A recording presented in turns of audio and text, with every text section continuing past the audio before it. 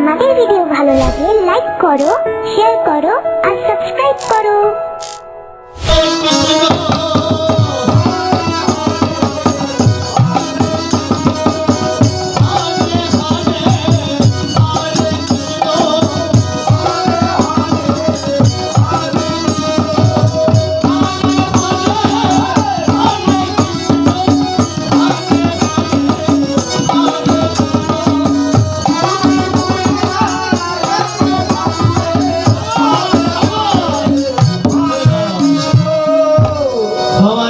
বাবু হরে কৃষ্ণ এসো এসো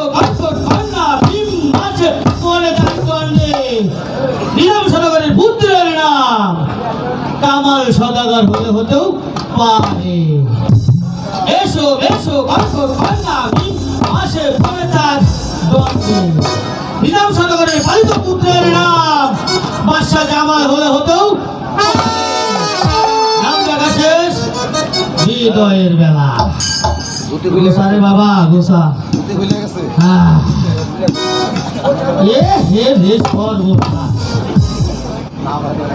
নাম রাখতে রাখতে আমার দুধ ভুলে গেছে। তাই তো আমি নাচি আমার দুধই নাচে লাগে।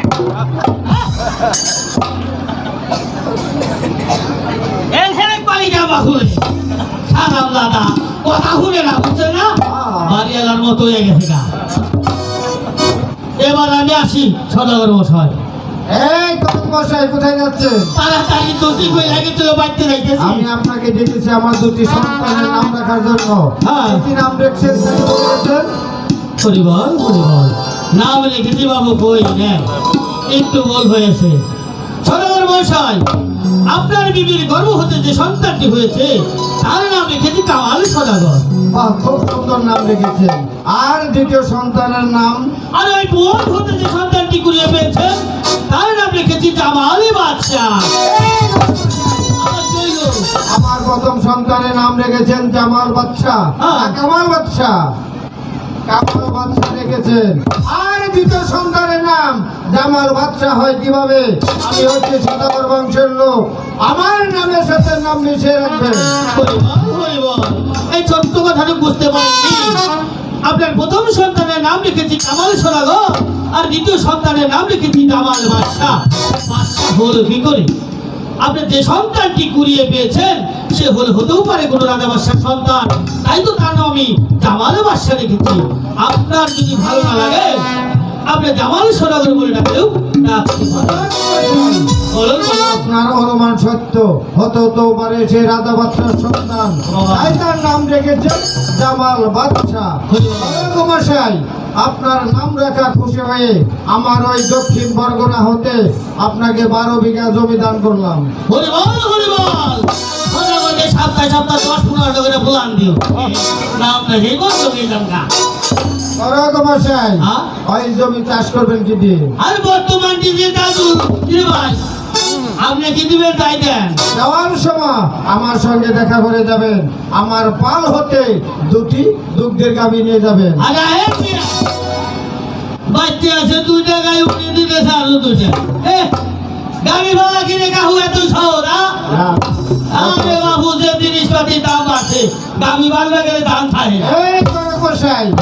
আমি যে আপনাকে 2টি গাভী দান করেছি ওই গাভী দুটি প্রতিদিন 20 কেজি করে দুধ দেয়। গাভী 10 কেজি করে দুধ, দুটো গাভী 20 কেজি দুধ দেয়। ওরে বলো ওরে বাবা আর আমি 2টা গাই পালি বাবু এত মোটা মোটা এক ফোঁটা দুধ খাবার পাই না।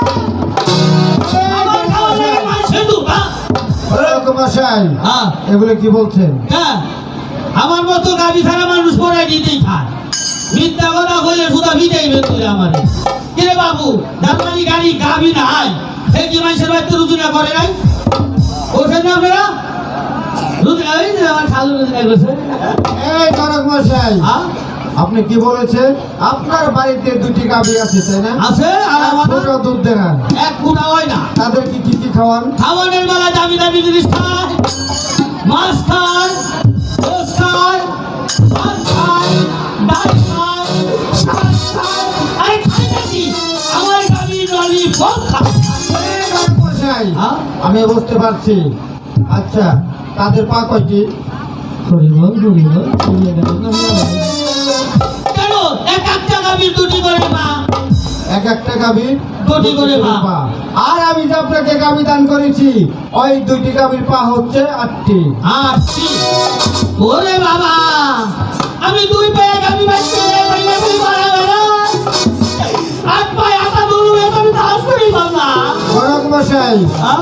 আমি বুঝতে পারছি আপনার বাড়িতে দুইটি গাভী আছে তাই না? আছে তো। ওই দুটি গাভী না, ও দুটি হচ্ছে আপনার ঘরের স্ত্রী। আমার ঘরে স্ত্রী। আস্তে গরক মশাই তাইলে? বাংলা ভাষায় বলতে হবে তাই না? ও দুটি হচ্ছে আপনার ঘরের বউ। আরে আগে বললে তো একই করে স্প্রিং। গরক মশাই কই কই আপনি নিজেই বলেছেন আপনার বাড়িতে দুটি গাভী আছে তাই আমাদের ভিডিও ভালো লাগলে লাইক করো, শেয়ার করো আর সাবস্ক্রাইব করো।